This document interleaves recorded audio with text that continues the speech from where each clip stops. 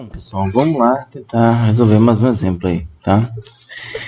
Muitos estudantes consideram os problemas que envolvem rampas, planos inclinados, particularmente difíceis.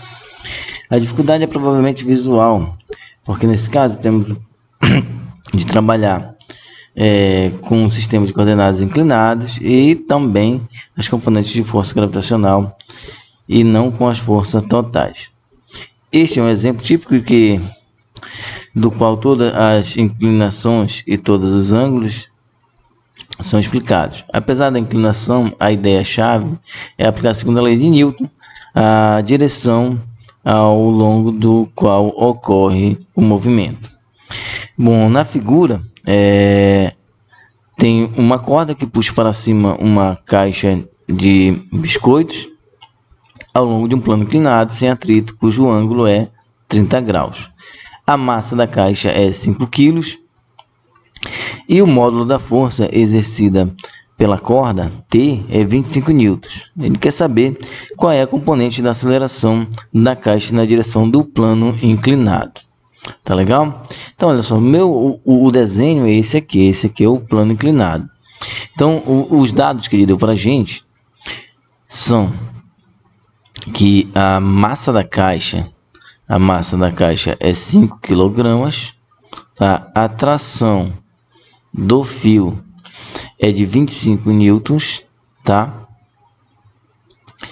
Igual a 25 newtons e meu ângulo é igual a 30 graus. Ele quer saber a minha aceleração, quanto equivale. Bom, nesse caso, o que a gente vai fazer? Vamos logo pegar e tentar mudar o nosso plano inclinado. Não tem nada que diga que a gente não possa fazer o seguinte. Já que é um plano inclinado, na direção desse plano inclinado, então eu vou considerar sendo meu eixo X. Tá? Então, o meu eixo X está na direção desse plano inclinado. Vocês vão ver por que dessa decisão. Bom, no meu eixo X, para o meu eixo Y, eu tenho que ter uma componente, seja um sistema de eixo, que seja ortogonal, né? Que tenha 90 graus. Então, meu eixo Y eu vou colocar aqui, tá? E vai valer meu eixo Y. Bom, por que a gente fez isso? Porque, olha aqui, nessa direção aqui, eu tenho minha componente, minha tração, tá? T, que vale 25. Então, já tenho na mesma direção do X. E eu já tenho também minha força normal, que está na mesma direção de X. Agora vem a brincadeira de a gente colocar as forças, tá? Que agem nesse corpo. A força normal já está aqui. É uma força que, por definição, ela tem que ter junto à superfície um ângulo de 90 graus. Então, ela já está em cima do eixo para facilitar a nossa vida, tá? E a força peso é uma força que é direcionada para baixo. Então, a força peso nossa vai estar nessa direção aqui para baixo. Tentar colocar nessa direção para baixo aqui. Essa aqui é minha força peso. Tá legal? Então, olha só, eu vou fazer a análise de forças, porque a gente colocou dessa forma esse sistema de referência XY. Por quê? Porque eu quero anular num dos eixos, tá? Eu vou anular a força no eixo Y. Não quero que tenha movimento no eixo Y. Então, a gente fez dessa forma para tentar anular. Bom, eu tenho uma força T. Como é um plano inclinado, eu não tenho uma força total aqui nessa direção do plano inclinado. Tenho uma força T. Provavelmente eu vou ter uma força nessa direção aqui do eixo X, ó, que vai me impedir de levar a colocar uma força F, tá? Tentar impedir que suba essa caixa ou dificultar. Bom, como que a gente vai trabalhar essa parte? Olha, bem aqui dá para observar um triângulo retângulo que eu tenho um ângulo reto aí. Então, dessa forma aqui, ó, se aqui é θ, aqui é 90 graus e um triângulo tem que ter 180 graus, os ângulos internos deles, então esse ângulo aqui vai valer 90 menos θ, correto? Esse ângulo aí vai valer 90 menos θ. De tal forma que, como é um sistema de coordenada, que forma 90 graus, se aqui é 90 menos θ, automaticamente aqui vai formar um ângulo que vai valer de θ. Tá legal? Agora, o que a gente vai fazer? Já encontrou esse ângulo, eu vou passar uma reta paralela ao eixo X. Por quê? Porque eu quero minha componente. Então, olha, se eu passar uma reta paralela ao eixo X, e aí vocês caprichem no desenho de vocês, aqui ficará a minha componente, tá? X do peso. Tá legal? O peso está para baixo, então minha componente X está aqui, e minha componente Y vai estar aqui, vai ser o meu peso na direção X, e aqui meu peso na direção Y. Por quê? Porque eu mudei meu sistema de referência, ficou um pouco que torto. Se você preferir colocar aqui no outro lado, pode colocar sem problema nenhum. Ó. O meu vetor peso é esse aqui, tá? Meu peso está aqui, é um vetor aqui, então tem a soma de dois componentes. Se você quiser colocar aqui do lado, pode ficar à vontade, não tem problema nenhum. Ó, aqui é minha componente Y e aqui seria minha componente peso na direção X, tá legal? De tal forma que agora tem um outro triângulo retângulo, que aqui é um ângulo reto. Então, olha só, eu tenho as minhas forças resultantes no eixo X, tá? Força resultante no eixo X vai ser igual à força de tração menos essa componente aqui, ó, tá? Positivo menos uma componente F na direção X, ou seja, essa componente F na direção X, a gente vai logo substituir, porque a gente já sabe qual é essa força F na direção X. Essa força F na direção X, na verdade, vai ser igual à minha componente peso na direção X. É a minha força F. Correto? Então, vai ser igual à minha componente peso na direção X.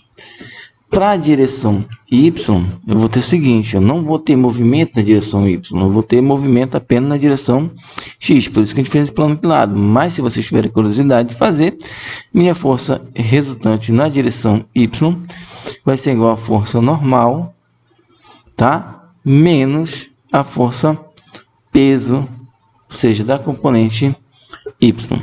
Legal? Agora, olhando esse triângulo retângulo aqui, você vai ter a seguinte ideia, tá? A minha componente P de X, eu falei, ó, quase sempre vai ser P cosseno θ. Agora você vai analisar, o ângulo está aqui em cima, tá? E eu quero esse PX. Então, vou fazer novamente com calma. Olha, seno de θ é igual a cateto oposto. Cateto oposto está aqui, PX sobre hipotenusa. Minha hipotenusa é o P, tá? Então, se eu quero PX, eu vou dizer que PX é igual a P vezes seno de θ. Cosseno de θ, deixa eu mudar a cor aqui para ficar uma cor diferente, né? Cosseno de θ vai ser igual ao cateto adjacente PY sobre hipotenusa. Então, meu PY é igual a P cosseno de θ. E aqui você vai já ver uma mudança, porque é um plano inclinado. Então, minha componente X vai ser P seno de θ e minha componente Y é P vezes o cosseno de θ. Tá? Então, olha só, da minha força Y, se vocês quiserem determinar, tá? Sem problema nenhum, a força normal, né? A força normal vai ser igual a M vezes G. M vezes G, porque eu estou no meu plano inclinado, tá? Menos a PY que é P vezes cosseno de θ. Então, minha força resultante, como não tem movimento, vai ser zero. Então, M vezes G é minha força peso. 5 vezes 9,8 tem que ser igual ao peso, tá? Que vai ser 5 vezes 9,8 vezes o cosseno de θ. Como é 30, o cosseno de θ é 0,86, tá? De tal forma que essa minha força normal, como é um plano inclinado, ela vai ter que ser igual a mg cosseno θ, tá? Por quê? Porque um plano inclinado não é na horizontal, por isso que não vai ser igual. A força normal só vai ser igual à força peso quando não for plano inclinado, tá? Quando estiver na horizontal, beleza? Bom, como não vai ter movimento na vertical, o interessante para a gente é achar minha força resultante. Minha força resultante no eixo X vai ser massa vezes aceleração na direção X, que é igual à força de tração, que a gente já tem, que é 25, menos Px, que é P vezes seno de 30 graus.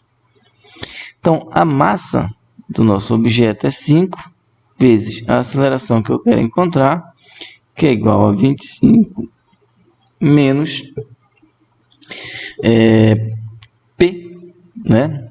Meu peso, que é M vezes G, tá? Que vai ser 5 vezes 9,8 vezes o seno de θ, que é seno de 30, que é 0,5. Então, dá para a gente concluir que a aceleração na direção X é igual a 25 menos 5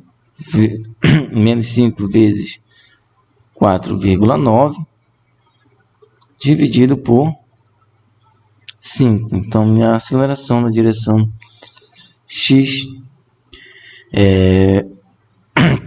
vai ficar igual. A gente vai fazer essa conta aqui, tá? Vai ficar 0,5 dividido para 5. Então, a aceleração em X é igual a 0,1 metro por segundo ao quadrado. Tá legal?